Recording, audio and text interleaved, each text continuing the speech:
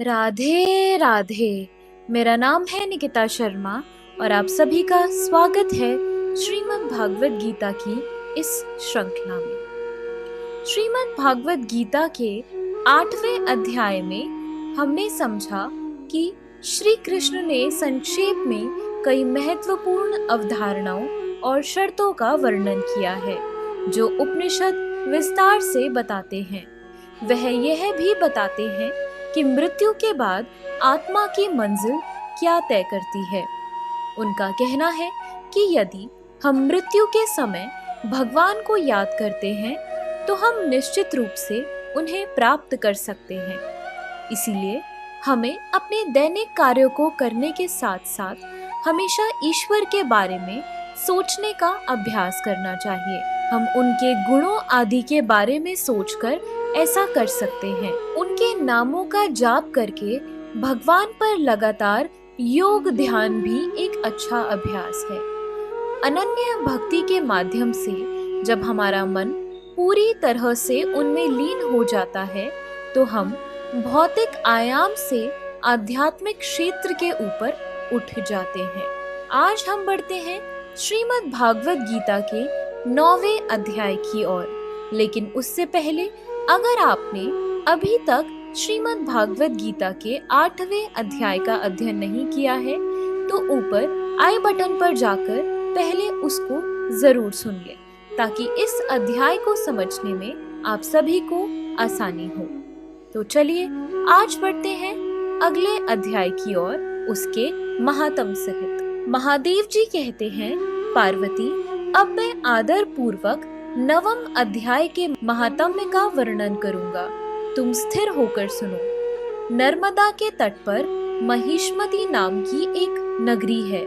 वहां माधव नाम के एक ब्राह्मण रहते थे जो वेद वेदांगों के तत्वज्ञ और समय समय पर आने वाले अतिथियों के प्रेमी थे। उन्होंने विद्या के द्वारा बहुत धन कमाकर एक महान यज्ञ का अनुष्ठान आरंभ किया। उस यज्ञ में बलि देने के लिए एक बकरा मंगाया गया।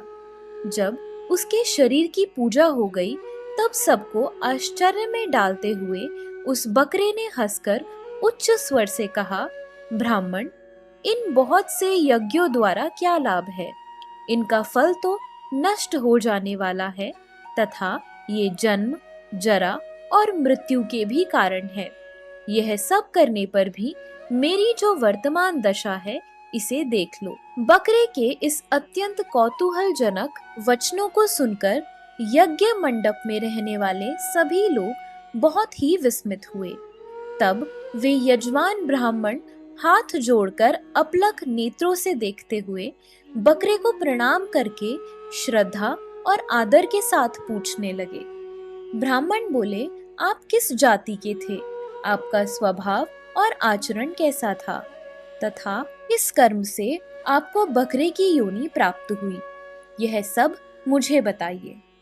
बकरा बोला, ब्राह्मण, मैं पूर्व जन्म में ब्राह्मणों के अत्यंत निर्मल कुल में उत्पन्न हुआ था। समस्त यज्ञों का अनुष्ठान करने वाला और वेद विद्या में प्रवीण था।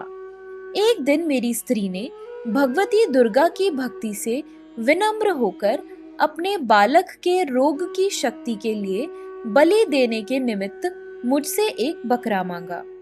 तत्पश्चात जब चंडिका के मंदिर में वह बकरा मारा जाने लगा उस समय उसकी माता ने मुझे शाप दिया, ओ ब्राह्मणों में नीच पापी, तू मेरे बच्चे का वध करना चाहता है, इसीलिए तू भी बकरे की योनि में जन्म लेगा।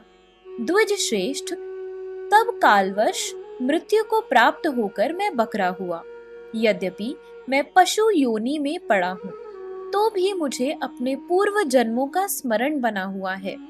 ब्राह्मण, यदि आपको सुनने की उत्कंठा हो तो मैं एक और आश्चर्य की बात बताता हूँ।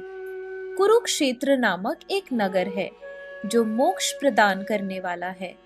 वहाँ चंद्र शर्मा नामक एक सूर्यवंशी राजा राज्य करते थे। एक समय जबकि सूर्य ग्रहण लगा था, राजा ने बड़ी श्रद्धा के साथ काल पुरुष का दान करने की तैयारी की। उन्होंने वेद वेदांगों के पारगामी एक विद्वान ब्राह्मण को बुलवाया और पुरोहित के साथ वे तीर्थ के पावन जल से स्नान करने को चले। तीर्थ के पास पहुंचकर राजा ने स्नान किया और 2 वस्त्र धारण किए। फिर पवित्र एवं प्रसन्नचित्त होकर उन्होंने श्वेत चंदन लगाया और बगल में खड़े हुए पुरोहित का हाथ पकड़कर तत्कालोचित मनुष्यों से घिरे हुए अपने स्थान पर लौट आए। आने पर राजा ने यथोचित विधि से भक्ति पूर्वक ब्राह्मण को काल पुरुष का दान दिया। तब काल पुरुष का हृदय चीरकर उसमें से एक पापात्मा चांडाल प्रकट हुआ। फिर थोड़ी देर के बाद निंदा भी चांडालिका का रूप धारण करके काल पुरुष के शरीर से निकली और ब्राह्मण के पास आ गई। इस प्रकार चांडालों की वह जोड़ी आंखें लाल किए निकली और ब्राह्मण के शरीर में हठात प्रवेश करने लगी। ब्राह्मण मन ही मन गीता के 9वें अध्याय का जप करते थे और राजा चुपचाप यह सब कौतूहल देखने लगे। ब्राह्मण के अंतःकरण में भगवान गोविंद शयन करते थे। वे उन्हीं का ध्यान करने लगे।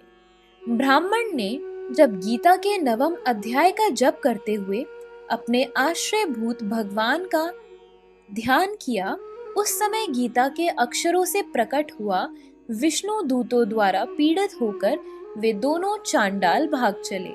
उनका उद्योग निष्फल हो गया। इस प्रकार इस घटना को प्रत्यक्ष देखकर राजा के नेत्र आश्चर्य से चकित हो उठे। उन्होंने ब्राह्मण से पूछा, विप्रवर, इस महाभयंकर आपत्ति को आपने कैसे पार किया? आप किस मंत्र का जप तथा किस देवता का स्मरण कर रहे थे? वह पुरुष तथा वह स्त्री कौन थी? वे दोनों कैसे उपस्थित हुए? फिर वे शांत कैसे हो गए? यह सब मुझे बतलाइए। ब्राह्मण ने कहा, राजन, चांडाल का रूप धारण करके भयंकर पाप ही प्रकट हुआ था और वह स्त्री निंदा की साक्षात मूर्ति थी। मैं इन दोनों को ऐसा ही समझता हूँ। उस समय मैं गीता के 9वें अध्याय के मंत्रों की माला जपता था। उसी का महात्म्य है कि सारा संकट दूर हो गया। महीपते, मैं नित्य ही गीता के 9वें अध्याय का जप करता हूँ। उसी के प्रवाह से प्रतिग्रह जनित आपत्तियों के पार हो सका हूँ। यह सुनकर राजा ने उसी ब्राह्मण से गीता के 9वें अध्याय का अभ्यास किया। फिर वे दोनों ही परम शांति यानी मोक्ष को प्राप्त हो गए। यह कथा सुनकर ब्राह्मण ने बकरे को बंधन से मुक्त कर दिया और गीता के 9वें अध्याय के अभ्यास से परम गति को प्राप्त किया। तो अब बढ़ते हैं श्रीमद् भागवत गीता के 9वें अध्याय की ओर, जिसका नाम है अक्षर ब्रह्म योग। श्री कृष्ण भगवान बोले, हे अर्जुन, तुम दोष दृष्टि रहित भक्त के लिए इस परम गोपनीय ज्ञान को रहस्य के सहित कहूंगा कि जिसको जानकर तू दुख रूप संसार से मुक्त हो जाएगा। यह ज्ञान सब विद्याओं का राजा तथा सब गोपनीयों का भी राजा एवं अति पवित्र, उत्तम, प्रत्यक्ष, फल वाला और धर्म युक्त है। साधन करने को बड़ा सुगम और अविनाशी है। हे परंतप, इस तत्वज्ञान स्वरूप धर्म में श्रद्धा रहित पुरुष मेरे को न प्राप्त होकर मृत्यु रूप संसार चक्र में भ्रमण करते हैं। हे अर्जुन, मुझ सच्चिदानंदन घन परमात्मा से यह सब जगत जल से बर्फ के सदृश परिपूर्ण है और सब भूत मेरे अंतर्गत संकल्प के आधार स्थित है। इसीलिए वास्तव में मैं उनमें स्थित नहीं हूँ और वे सब भूत मेरे में स्थित नहीं हैं। किंतु मेरी योग माया और प्रभाव को देख कि भूतों का धारण पोषण करने वाला और भूतों को उत्पन्न करने वाला भी मेरा आत्मा वास्तव में भूतों में स्थित नहीं है। क्योंकि जैसे आकाश से उत्पन्न हुआ सर्वत्र विचरने वाला महान वायु सदा ही आकाश में स्थित है, वैसे ही मेरे संकल्प द्वारा उत्पत्ति वाले होने से संपूर्ण भूत मेरे में स्थित है, ऐसा जान। हे अर्जुन, कल्प के अंत में सब भूत मेरी प्रकृति को प्राप्त होते हैं, अर्थात प्रकृति में लय होते हैं और कल्प के आदि में उनको मैं फिर रचता हूँ। कैसे कि अपनी त्रिगुणमयी माया को अंगीकार करके स्वभाव के वश से परतंत्र हुए इस संपूर्ण भूत समुदाय को बारंबार उनके कर्मों के अनुसार रचता हूँ। हे अर्जुन, उन कर्मों में आसक्ति रहित और उदासीन के सदृश स्थित हुए मुझ परमात्मा को वे कर्म नहीं बांधते हैं। हे अर्जुन, मुझ अधिष्ठाता के सकाश से यह मेरी माया चराचर सहित सर्व जगत को रचती है और इस ऊपर कहे हुए हेतु से ही यह संसार आवागमन रूप चक्र में घूमता है। ऐसा होने पर भी संपूर्ण भूतों के महान ईश्वर रूप मेरे परम भाव को न जानने वाले मूढ़ लोग मनुष्य का शरीर धारण करने वाले मुझ परमात्मा को तुच्छ समझते हैं, अर्थात अपनी योग माया से संसार के उद्धार के लिए मनुष्य रूप में विचरते हुए को साधारण मनुष्य मानते हैं, जो कि वृथा आशा, वृथा कर्म और वृथा ज्ञान वाले अज्ञानी जन राक्षसों के और असुरों के जैसे मोहित करने वाले तामसी स्वभाव को ही धारण किए हुए हैं। परंतु हे कुंती पुत्र, दैवी प्रकृति के आश्रित हुए जो महात्मा जन हैं, वे तो मेरे को सब भूतों का सनातन कारण और नाश रहित अक्षर स्वरूप जानकर अनन्य मन से युक्त हुए निरंतर भजते हैं। वे दृढ़ निश्चय वाले भक्तजन निरंतर मेरे नाम और गुणों का कीर्तन करते हुए तथा मेरी प्राप्ति के लिए यत्न करते हुए और मेरे को बारंबार प्रणाम करते हुए सदा मेरे ध्यान में युक्त हुए अनन्य भक्ति से मुझे उपासते हैं।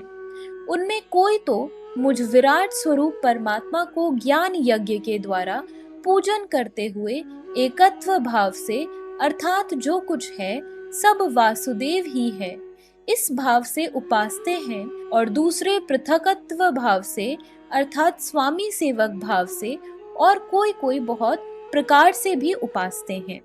क्योंकि क्रतु अर्थात श्रौत कर्म मैं हूँ, यज्ञ अर्थात पंच महायज्ञादिक समार्थ कर्म मैं हूँ, स्वधा अर्थात पितरों के निमित्त दिया जाने वाला अन्न मैं हूँ, औषधि अर्थात सब वनस्पतियां मैं हूँ, एवं मंत्र मैं हूँ, घृत मैं हूँ, अग्नि मैं हूँ और हवन रूप क्रिया भी मैं ही हूँ। हे अर्जुन, मैं ही इस संपूर्ण जगत का धाता अर्थात धारण पोषण करने वाला एवं कर्मों के फल को देने वाला तथा पिता माता और पितामह हूँ, और जानने योग्य पवित्र ओमकार तथा ऋग्वेद, सामवेद और यजुर्वेद भी मैं ही हूँ। हे अर्जुन, प्राप्त होने योग्य तथा भरण पोषण करने वाला, सबका स्वामी, शुभाशुभ का देने वाला, सबका वास स्थान और शरण लेने योग्य तथा प्रति उपकार न चाहकर हित करने वाला, और उत्पत्ति प्रलय रूप तथा सबका आधार, निधान और अविनाशी कारण भी मैं ही हूँ। मैं ही सूर्य रूप हुआ तपता हूँ और वर्षा को आकर्षण करता हूँ और वर्षाता हूँ। और हे अर्जुन, मैं ही अमृत और मृत्यु एवं सत और असत भी सब कुछ मैं ही हूँ। परंतु जो तीनों वेदों में विधान किए हुए सकाम कर्मों को करने वाला और सोमरस को पीने वाले एवं पापों से पवित्र हुए पुरुष मेरे को यज्ञ के द्वारा पूजकर स्वर्ग की प्राप्ति को चाहते हैं, वे पुरुष अपने पुण्यों के फल रूप इंद्र लोक को प्राप्त होकर स्वर्ग में दिव्य देवताओं के भोगों को भोगते हैं। वे उस विशाल स्वर्ग लोक को भोगकर पुण्य क्षीण होने पर मृत्यु लोक को प्राप्त होते हैं। इस प्रकार स्वर्ग के साधन रूप तीनों वेदों में कहे हुए सकाम कर्म के शरण हुए और भोगों की कामना वाले पुरुष बारंबार जाने आने को प्राप्त होते हैं, अर्थात पुण्य के प्रभाव से स्वर्ग में जाते हैं और पुण्य क्षीण होने से मृत्यु लोक में आते हैं। जो अनन्य भाव से मेरे में स्थित हुए भक्तजन मुझ परमेश्वर को निरंतर चिंतन करते हुए निष्काम भाव से भजते हैं, उन नित्य एक ही भाव से मेरे में स्थिति वाले पुरुषों का योग क्षेम मैं स्वयं प्राप्त कर देता हूँ। हे अर्जुन, यद्यपि श्रद्धा से युक्त हुए जो सकामी भक्त दूसरे देवताओं को पूजते हैं, वे भी मेरे को ही पूजते हैं, किंतु उनका वह पूजना अविधि पूर्वक है, अर्थात अज्ञान पूर्वक है, क्योंकि संपूर्ण यज्ञों का भोक्ता और स्वामी भी मैं ही हूँ, परंतु वे मुझ अधियज्ञ स्वरूप परमेश्वर को तत्व से नहीं जानते, इसी से गिरते हैं, अर्थात पुनर्जन्म को प्राप्त होते हैं। कारण यह नियम है कि देवताओं को पूजने वाले देवताओं को प्राप्त होते हैं, पितरों को पूजने वाले पितरों को प्राप्त होते हैं, भूतों को पूजने वाले भूतों को प्राप्त होते हैं, और मेरे भक्त मेरे को ही प्राप्त होते हैं। इसीलिए मेरे भक्तों का पुनर्जन्म नहीं होता। हे अर्जुन, मेरे पूजन में यह सुगमता भी है कि पत्र, पुष्प, फल, जल इत्यादि जो कोई भक्त मेरे लिए प्रेम से अर्पण करता है, उस शुद्ध बुद्धि निष्काम प्रेमी भक्त का प्रेम पूर्वक अर्पण किया हुआ वह पत्र पुष्पादिक मैं सगुण रूप से प्रकट होकर प्रीति सहित खाता हूँ। इसीलिए हे अर्जुन, तू जो कुछ कर्म करता है, जो कुछ खाता है, जो कुछ हवन करता है, जो कुछ दान देता है, जो कुछ स्वधर्माचरण स्वरूप तप करता है, वह सब मेरे अर्पण कर। इस प्रकार कर्मों को मेरे अर्पण करने रूप संन्यास योग से युक्त हुए मन वाला तू शुभाशुभ फल स्वरूप कर्म बंधन से मुक्त हो जाएगा और उनसे मुक्त हुआ मेरे को ही प्राप्त होगा। यद्यपि मैं सब भूतों में समभाव से व्यापक हूँ, न कोई मेरा अप्रिय है और न प्रिय है, परंतु जो भक्त मुझे प्रेम से भजते हैं, वे मुझ में और मैं भी उनमें प्रत्यक्ष प्रकट हूँ। मेरी भक्ति का और भी प्रभाव सुनो। यदि कोई अतिशय दुराचारी भी अनन्य भाव से मेरा भक्त हुआ मुझे निरंतर भजता है, वह साधु ही मानने योग्य है, क्योंकि वह यथार्थ निश्चय वाला है, अर्थात उसने भली प्रकार निश्चय कर लिया है कि परमेश्वर के भजन के समान अन्य कुछ नहीं है। इसीलिए वह शीघ्र ही धर्मात्मा हो जाता है और सदा रहने वाली परम शांति को प्राप्त होता है। हे अर्जुन, तू निश्चय पूर्वक सत्य जान कि मेरा भक्त नष्ट नहीं होता, क्योंकि हे अर्जुन, स्त्री, वैश्य और शूद्रादिक तथा पाप योनि वाले भी जो कोई हो, वे भी मेरे शरण होकर तो परम गति को ही प्राप्त होते हैं। फिर क्या कहना है कि पुण्यशील ब्राह्मण जन और राजर्षि भक्तजन परम गति को प्राप्त होते हैं। इसीलिए तू सुख रहित और क्षण भंगुर इस मनुष्य शरीर को प्राप्त होकर निरंतर मेरा ही भजन कर, अर्थात मनुष्य शरीर बड़ा दुर्लभ है, परंतु है नाशवान और सुख रहित। इसीलिए काल का भरोसा न करके तथा अज्ञान से सुख रूप भासने वाले विषय भोगों में न फंसकर निरंतर मेरा ही भजन कर। केवल मुझ सच्चिदानंदन घन वासुदेव परमात्मा में ही अनन्य प्रेम से नित्य निरंतर अचल मन वाला हो और मुझ परमेश्वर को ही श्रद्धा प्रेम सहित निष्काम भाव से नाम, गुण और प्रभाव के श्रवण, कीर्तन, मनन और पठन पाठन द्वारा निरंतर भजने वाला हो तथा मुझ शंख, चक्र, गदा, पद्म और किरीट, कुंडल आदि भूषणों से युक्त पीतांबर, वनमाला और कौस्तुभ मणिधारी विष्णु का मन, वाणी और शरीर के द्वारा सर्वस्व अर्पण करके अतिशय श्रद्धा, भक्ति और प्रेम से विरलता पूर्वक पूजन करने वाला हो और मुझ सर्वशक्तिमान, विभूति, बल, ऐश्वर्य, माधुर्य, गंभीरता, उदारता, वात्सल्य और सुहृदयता आदि गुणों से संपन्न सबसे आश्चर्य रूप वासुदेव को विनय भाव पूर्वक भक्ति सहित साष्टांग दंडवत प्रणाम कर। इस प्रकार मेरे शरण हुआ तू आत्मा को मेरे से एक ही भाव करके मेरे को ही प्राप्त होगा। तो इसी के साथ श्रीमद् भागवत गीता का 9वां अध्याय समाप्त होता है। अगर आप सभी लोग श्रीमद् भागवत गीता की इस श्रृंखला में हमारे साथ हैं, तो हमें अपने विचार कमेंट सेक्शन में जरूर बताएं और श्रीमद् भागवत गीता की इस श्रृंखला को अपने परिवारजनों और मित्रगणों के साथ जरूर शेयर करें, ताकि उनके जीवन में भी इस सुंदर ज्ञान के कारण कोई बदलाव आ सके। तो चलिए मिलते हैं अब अगले अध्याय के साथ। तब तक के लिए ओम नमो भगवते वासुदेवाय।